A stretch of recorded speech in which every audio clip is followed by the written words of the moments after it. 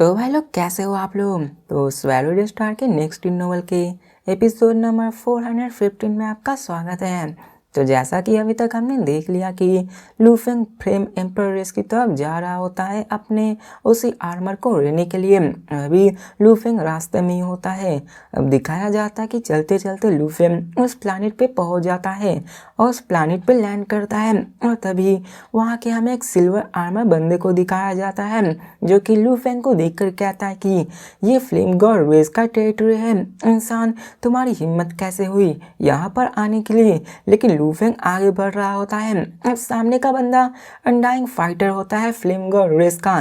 लूफेंग आसानी से उसको सप्रेस करके आगे बढ़ जाता है।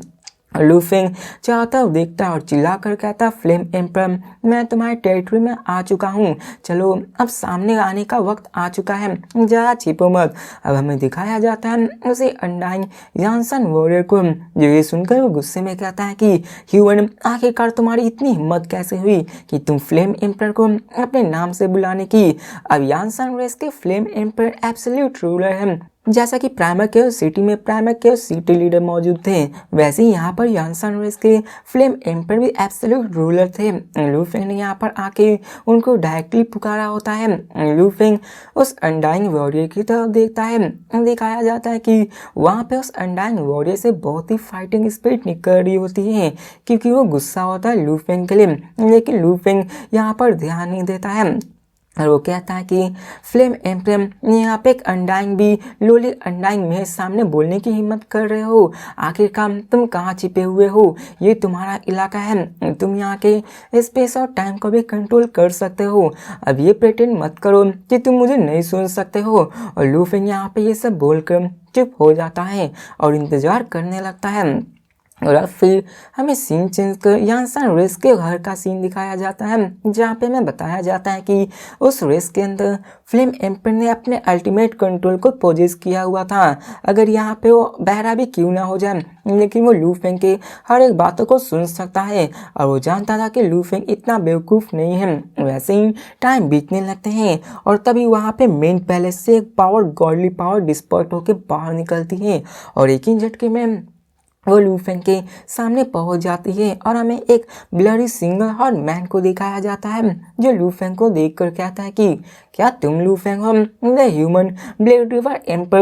और दिखाया जाता है कि उसकी बॉडी वार आर्मर ब्लैक में होती है, जो कि 30 फीट लंबा होता है और वो भी बहुत ज़्यादा पावरफुल होता है।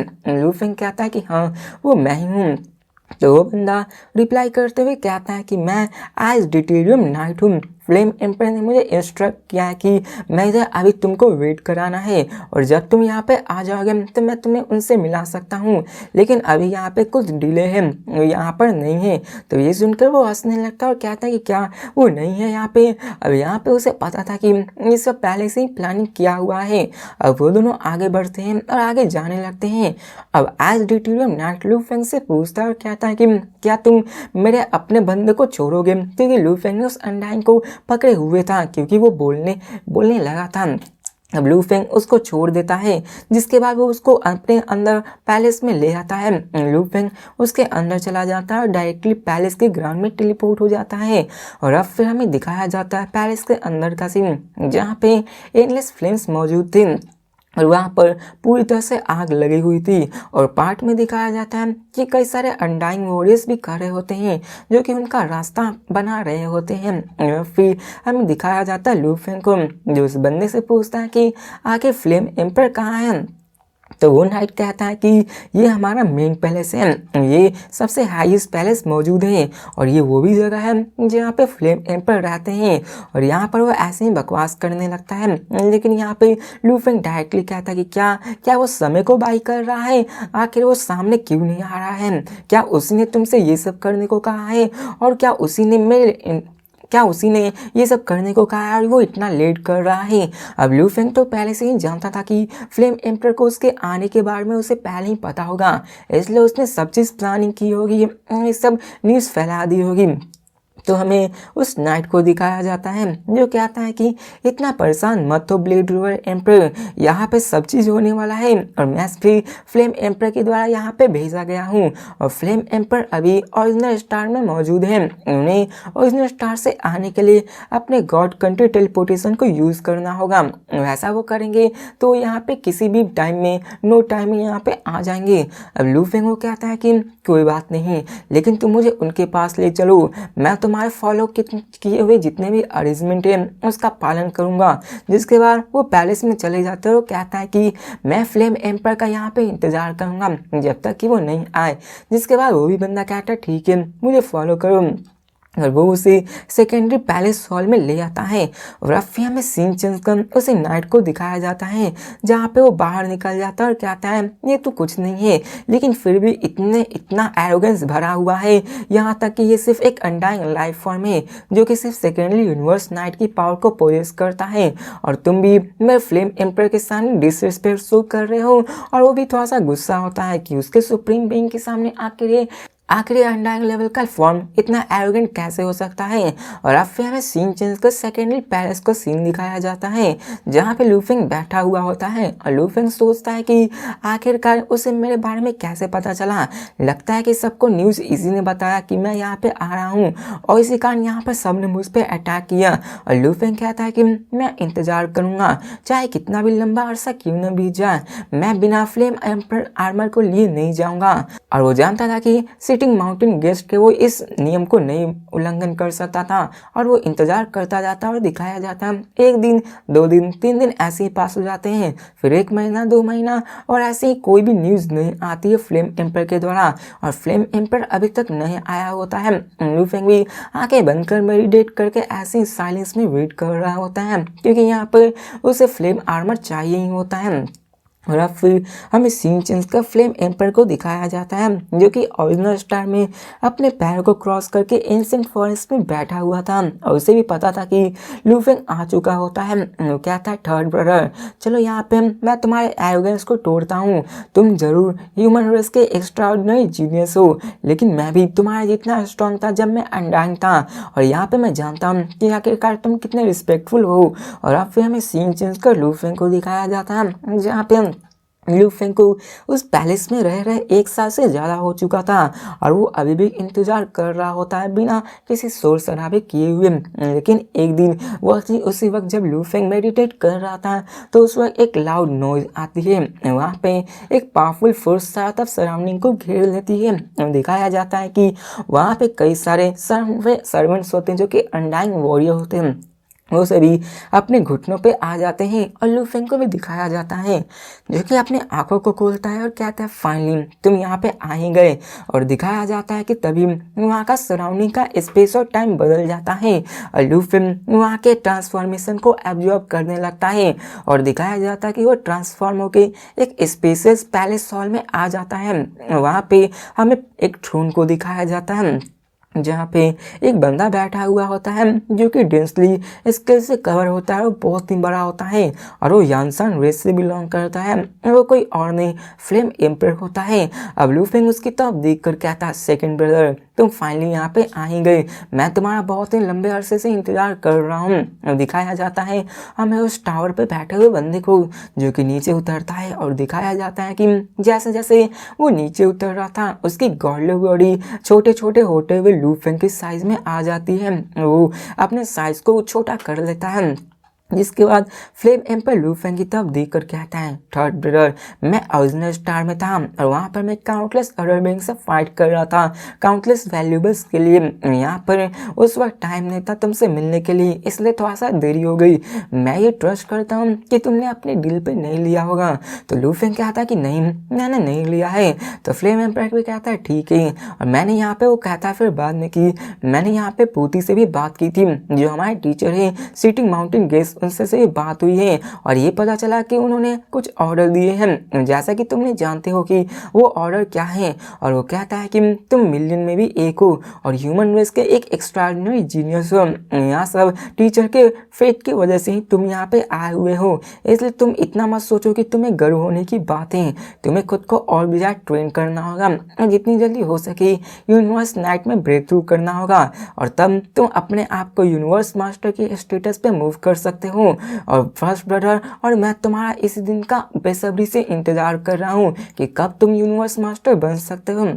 तो ये सुनकर लू फेंग कहता है कि ठीक है, मैं इसके लिए मेहनत करूंगा। जिसके बाद फ्लेम एम्पर कहते हैं कि लक तुम्हारे साथ है। तुम जानते हो कि तुमने कितनी मेहनत की है स्टार टावर में डेथ एंट्रेंस को पाने के लिए और तुम सिटी माउंटेन गेस के थर्ड डिस्पल हो और मैं ये पता लगा सकता हूँ कि तुमने कितना भी मेहनत किया होगा। लेकिन मैं तुम्हें ये बताना चाहता हूँ कि तुम्हें जो ये अपॉर्चुनिटी मिली है उसे गवा मत। तुम हमें टीचर को डिसअपॉइंट नहीं कर सकते हो। अब यहाँ पे फ्लेम एम्पर पूरी तरह से ऐसी बातों में बिजी कर रहा होता है, लेकिन लू फेंग जल्दी से रिप्लाई करते हुए कहता कि सेकंड ब्रदर, तुम जानते हो कि मेरा यहाँ आने का पर्पस क्या है। तो ये सुनकर फोर्स आर्मर के लिए वो हंसने लगता है और कहता है कि हाँ मैं जानता हूँ, तुम फोर्स आर्मर के लिए आए हुए हो। और फ्लेम एम्पर स्माइल करते हुए लू फेंग की तरफ देख रहा होता है और वो सारी चीज़ें हर एक तरह से अच्छी तरह से जानता है। अब देखा जाए तो फ्लेम एम्पर ने भी फ्यूचर में रियलाइज कर लिया था कि उसका कोई ना कोई थर्ड ब्रदर जरूर आएगा जो कि इस सुप्रीम ट्विटर स्टार टावर को लेगा और साथ में फ्लेम एम्पर को आर्मर को भी लेगा। और इसके बारे में उसको भनक थी, लेकिन उसे नहीं पता था कि आखिर वो इसको कैसे रोके, क्योंकि वो उस आर्मर को अपने पास रखना चाहता था। और अब फिर हमें दिखाया जाता है उन सब के डिस्कशन को, जहाँ पे फ्लेम एम्पर कहता है कि बिग ब्रदर पुतिन ने भी इसके बारे में कहा था कि वो सिटी माउंटेन गेज के सर्वेंट के बारे में ये सब जानता है और उसने अपने फ्लेम एम्पर को ये फ्लेम आर्मर दिया हुआ है। तो लू फेंग कहता है कि ठीक है मैं जान गया, लेकिन मैं यहाँ पे फोर्स आर्मर के लिए आया हूँ और मुझे वो चाहिए ताकि मैं उसको यूज़ करके अपने आप को प्रोटेक्ट कर सकूँ। तो फ्लेम एम्पर रिप्लाई करते हुए कहता है कि फोर्स आर्मर इस वास्ट यूनिवर्स का एक सुप्रीम ट्रूथ वजह है, उसके पास लिमिटलेस पावर है। तुम सिर्फ एक अनडाइंग बीइंग हो और अभी तुम बहुत ही कमजोर हो उसके ट्रू पावर को अनलीज करने के लिए, और तुम्हें अपने आप को और भी ज़्यादा स्ट्रॉन्ग करना होगा। और यहाँ पर फोर्स आर्मर तुम्हारे किसी भी काम का नहीं है, इसलिए फोर्स आर्मर के लिए और तुम्हारी अपनी सेफ्टी के लिए तुम्हें अपने आप को और भी कल्टीवेट करके पावरफुल बनाना होगा। अब ऐसा नहीं है कि मैं तुम्हें फोर्स आर्मर देना नहीं चाहता हूँ, बल्कि तुम इसे ले सकते हो। जब तुम एक यूनिवर्स नाइट बन जाओगे मैं इसका बहुत ही अच्छे से केयर करूँगा, और जब तुम एक यूनिवर्स नाइट बन जाओगे तो मैं खुद से आकर तुम्हें ये फोर्स आर्मर दे दूंगा। तो ये सुनकर लू फेंग थोड़ा सा डिसएडवाइज होता है और वो थोड़ा सा इन्फ्लुएटेड भी होता है। वो सोचता है कि फोर्स आर्मर तो मेरे पास बिलोंग करता है, मैं इसको यूज़ करूं या फिर नहीं ये उससे क्या मतलब है, मैं इसको गवा दूं या फिर मैं किसका कुछ भी करूं ये तुमसे मैटर नहीं करता है। और लू फेंग उससे कहता है कि मैं यहाँ पे फोर्स आर्मर को अपने मास्टर जुओ सान के कमांड पे लेने के लिए आया हूँ और ये तुम्हारे अंदर नहीं है कि तुम इसको दोगे या फिर नहीं। लू फेंग अंदर ही अंदर गुस्सा हो रहा था, लेकिन वो अपने आप को सप्रेस में किए हुए था। यहाँ पे वो आगे कहता है कि फ्लेम पर लू फेंग की तरफ देख कर कहता है कि पहले तुम अपने आप को ट्रेन करना चाहिए, तुम्हें खुद को यूनिवर्स नाइट बनाना चाहिए, तब तुम फोर्स आर्मर को यूज कर सकते हो। लेकिन हमें लू फेंग को दिखाया जाता है जो कहता है सेकंड ब्रदर, मैं यहाँ पे कई सुप्रीम ग्रेट बीइंग से हंट डाउन किया जा रहा हूँ और बिना फोर्स आर्मर के रहते हुए मैं सरवाइव नहीं कर पाऊंगा। अगर मेरे पास फोर्स आर्मर रहा तो मैं अपने आप को और भी ज़्यादा पावरफुल बना पाऊंगा। तुम्हें मेरे बारे में चिंता करने की कोई ज़रूरत नहीं है सेकंड ब्रदर, बस मुझे अपना फोर्स आर्मर दे दो। तो यहाँ पे फ्लेम एम्पर चिल्ला कर कहता है कि यहाँ पे तुम कोई भी चांसेस को नहीं ले सकते हो, और दिखाया जाता है उसकी इस आवाज़ से लू फेंग भी भी कांप उठती है। वो कहता है कि फोर्स आर्मर एक सुपर ट्रू ट्रेजर है, यहाँ तक कि यूनिवर्स मास्टर भी इसको लेने के लिए फाइट करने लगेंगे। आखिरकार तुम इसे अपने लक पे डेयर कैसे कर सकते हो। और फ्लेम एम्पर लू फेंग की तरफ घूर कर देखने लगता है लूफेंग को ऐसा लग रहा था कि वो किसी माउंटेन के द्वारा सप्रेस किया जा रहा है। अब दिखाया जाता है लूफेंग को जो जवाब देते हुए कहता है कि फोर्स आर्मर मेरे द्वारा बिलोंग करता है और इसे जो सेन के एंडलेस टाइम एंड एनर्जी के कारण बनाया गया है और ये मेरे अंदर आता है कि मैं इसको रखूँ या फिर नहीं, तुम इसका कुछ भी नहीं कर सकते हो। यहाँ पे दोनों में ऐसे बहस होने लगती है। अब यहाँ पे बहुत ही लंबा बहस होने वाली है, जिसको कि मैं स्किप करता हूँ, जो कि यही सारी रिपीटेटिव चीज होती है। यहाँ पे फ्लेम एम्पर उसको नहीं देना चाहता था क्योंकि वो पावरफुल इनफ नहीं था, बल्कि वो इसलिए नहीं देना चाहता था क्योंकि वो अपने लिए यूज करना चाहता था। लेकिन लूफेंग भी यहाँ पे जिद पे अड़ा हुआ था और लूफेंग कैसे भी करके इसको ले जाना चाहता था। अब यहाँ पर दोनों में बहुत ही बहस बढ़ने लगती है। फ्लेम एम्पर कहता है कि तुम पावरफुल नहीं हो जो तुम इसको संभाल पाओगे, लेकिन लूफेंग तो जिद पे रहा था। वो कहता है कि मैं लेकर ही जाऊंगा चाहे तुम कुछ भी क्यों ना कर लो। अब लूफेंग उसकी बातों को काटते हुए कहता है कि मेरे पास पावर नहीं है कि मैं तुमसे ले सकूं, लेकिन अगर तुम्हें मुझे देने का मन नहीं है तो मैं यहाँ पे सिर्फ जो सान को ही बोल सकता हूँ कि तुमने मुझे नहीं दिया है, इसलिए सोच लो मैं तुम्हें फिर से परेशान नहीं करूँगा। जिसके बाद वह ये सब बोलने लगता है। अब लूफेंग वहाँ से निकलने वाला होता है। वहाँ पे हमें फ्लेम एम्पर को भी दिखाया जाता है, जो कि असल में लूफेंग को फोर्स आर्मर नहीं देना चाहता था, लेकिन उसे पता था कि अगर ये मैटर मास्टर जोसान के पास गया तो उसकी खैर नहीं, क्योंकि वो उसके मास्टर हैं। वो यूनिवर्स मास्टर होने के बावजूद भी अपने मास्टर का कुछ भी नहीं कर पाएगा। अब लूफेंग को यूं जाते देखकर फ्लेम एम्पर चिल्ला कर कहता है थर्ड बरम। तो ये सुनकर लूफेंग भी नहीं रुकता है, लेकिन जल्दी से उसी वक्त फ्लेम एम्पर कहता है कि रुक जा। अब यहाँ पे वो जैसे ही बोलता है वहाँ के पूरे स्पेस एंड टाइम को कंट्रोल कर लेता है और वहीं पे रोक लेता है। और अब फिर वो लूफेंग के पास जाता है और उसकी तरफ देखकर कहता है कि आखिरकार तुम कहाँ जा रहे हो। तो लूफेंग उसकी तरफ मुड़कर कहता है कि तुम मुझे क्यों रोक रहे हो, मैं तो मास्टर जोसान के पास जा रहा हूँ। तो ये सुनकर फ्लेम एम्पर कहता है कि मैंने कब कहा कि मैं तुम्हें नहीं दे रहा हूँ और मैं इसे नहीं दूंगा, मैं तो बस ये कह रहा था कि तुम कमजोर हो। अगर यहाँ पे तुम इसे सच में लेना चाहते हो मेरे इन वार्निंग करने के बावजूद, तो मुझे क्या, मुझे तो बस तुम्हें देना ही पड़ेगा। मुझे ब्लेम मत करना अगर तुम इसको खो दोगे फ्यूचर में। ये रहा फोर्स आर्मर। फ्लेम एम्पर अपने हाथों में से फोर्स आर्मर निकालता है, जिसपे कि डायमंड आर्मर के जैसा पान में बना हुआ था और दिखाया जाता फोर्स आर्मर एक हेवनली गॉड की जैसा लग रहा होता है। और उससे तो लूफेंग की सांसें भी थम जाती हैं। लूफेंग फोर्स आर्मर की तरफ देख रहा था, जिनमें कई सारे सॉलिड पीसेस मौजूद थे, जैसा कि लूफेंग के पास जनरल आर्मर, किंग आर्मर और एम्पर आर्मर था। ये उन सब से भी ऊपर था जो कि लूफेंग के लिए बनाया गया था। यहाँ तक कि पाइनेकल यूनिवर्स मास्टर जैसे कि फ्लेम एम्पर भी इसके सामने झुकता, इसके इतने बड़े ट्रेजर था और यहाँ पर लूफेंग उससे वो ले लेता है। अब फ्लेम एम्पर कहता है कि तुम इंतजार किसका कर रहे हो। तो लूफेंग उसको अपने पास रख लेता है और उसको अपने अंदर लाइफ इम्प्रिंट भी डाल लेता है, जिसके बाद लूफेंग वहां से निकल जाता है और कहता है कि सेकंड ब्रदर मैं निकलता हूँ, मैं यहाँ पे फिर से आऊँगा तुमसे मिलने अगर मुझे मौका मिले। तो फ्लेम एम्पर कहता है कि तुम यहाँ पे जब चाहो आ सकते हो। अब लूफेंग उसी वक्त उस पैलेस को इमीडिएटली छोड़ देता है, वहाँ से निकल जाता है और वहाँ पे सिर्फ फ्लेम एम्पर ही बचा होता है। लूफेंग इमीडिएटली टेलीपोर्ट करके अपने गॉड कंट्री से निकल जाता है, अपने सोल स्लेव की गॉड कंट्री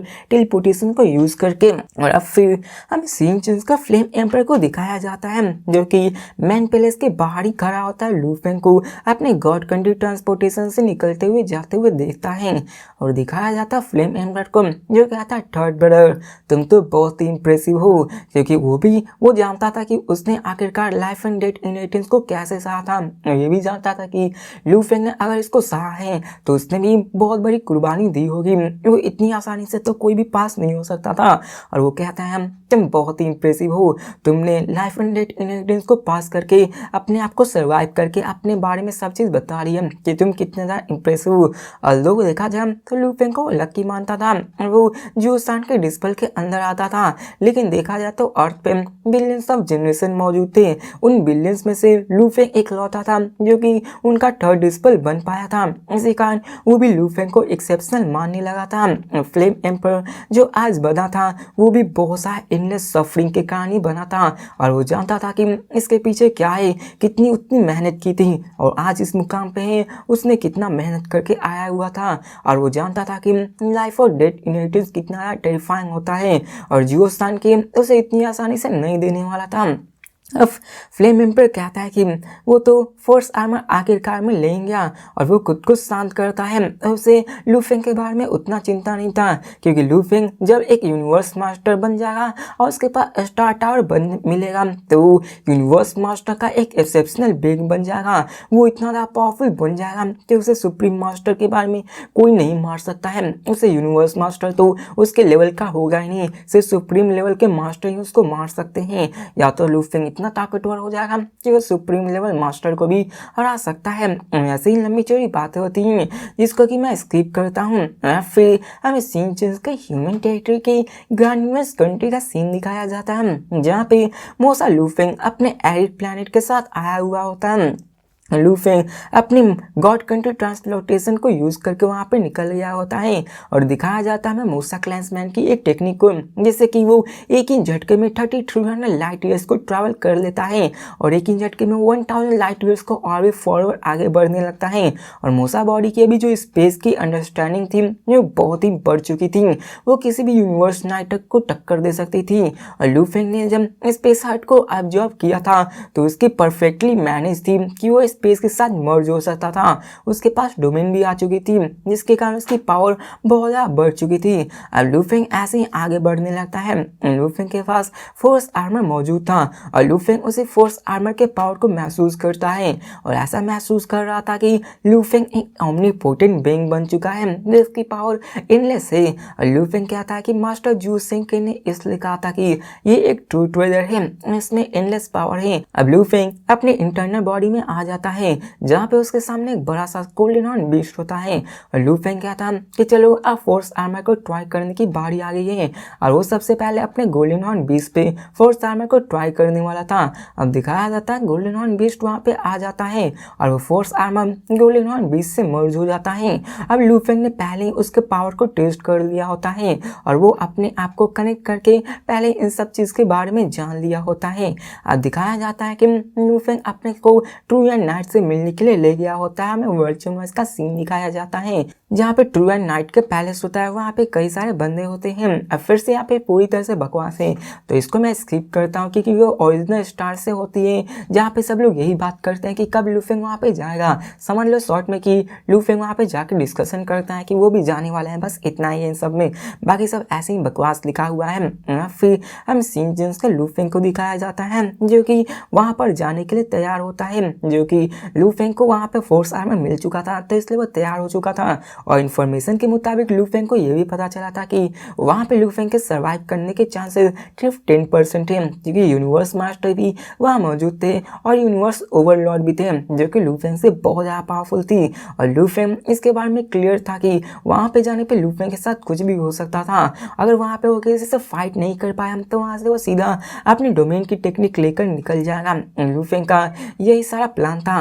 और लू फेंग का दिखाया जाता है फोर्स आर्मर को जिसके 3 डिफरेंट फॉर्म्स थे क्योंकि लू फेंग ने अपने गोल्डन हॉर्न बॉडी के साथ टेस्ट कर लिया था। अब बताया जाता है कि लू फेंग का जो फोर्स आर्मर था उसमें 3 डिफरेंट फॉर्म्स था। इन सबको अलग अलग रिक्वायरमेंट्स थे इन सबको एक्टिव करने के लिए।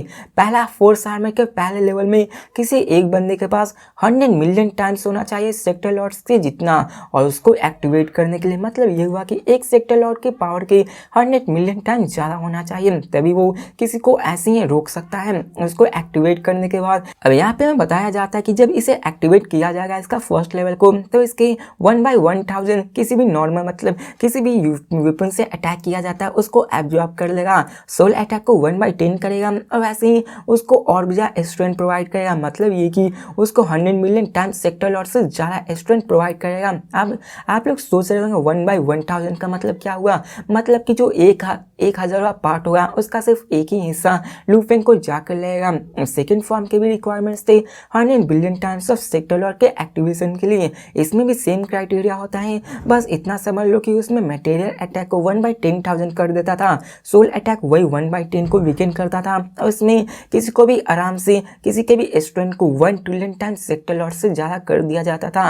अब थर्ड फॉर्म को रिक्वायर्ड था उसको एक्टिवेट करने के लिए किसी भी सेक्टर लॉर्ड का 100 ट्रिलियन टाइम्स स्ट्रेंथ, जो कि बहुत ज़्यादा होता है। और वो किसी भी फोर्स मटेरियल अटैक के 1/1 लाख सोल अटैक को नलीफाई कर सकता था, सोल अटैक को 1/10 और स्ट्रेंथ भी 100 ट्रिलियन टाइम्स बढ़ा देता था, जो कि बहुत ज़्यादा इंप्रेसिव है। अब देखा जाए तो ये बहुत ही extremely powerful saving light treasure है। कोई भी यूनिवर्स मास्टर अपने गॉडली बॉडी को एक्टिवेट मतलब बर्न आउट करेगा तो इसके थर्ड फॉर्म को एक्टिवेट कर लेगा। मतलब ये हुआ कि कोई भी यूनिवर्स नाइट वो अपने जब गॉडली बॉडी को बर्न करेगा ना तो उसके पास सेक्टर लॉर्ड के 100 ट्रिलियन टाइम्स ज़्यादा पावरफुल हो जाएगी। और जब ऐसा होगा ना तो कोई भी वेपन से किया हुआ अटैक उस पर कोई नुकसान पहुंचा ही नहीं पाएगा और इसका इफेक्ट सच में लाजवाब होता है। इसलिए तो यूनिवर्स नाइट तक के बंदे भी इसके लिए लड़ने को तैयार हो जाते हैं। तो बस एपिसोड में इतना ही, तो मिलते हैं नेक्स्ट वीडियो में और देखते हैं कि आखिर लूफेंग उस सिचुएशन में कैसे सरवाइव करता है और लूफेंग आखिरकार यूनिवर्स ओवरलॉर्ड से कैसे फाइट कर पाता है। तो मिलते हैं नेक्स्ट वीडियो में, तब तक के लिए बाय।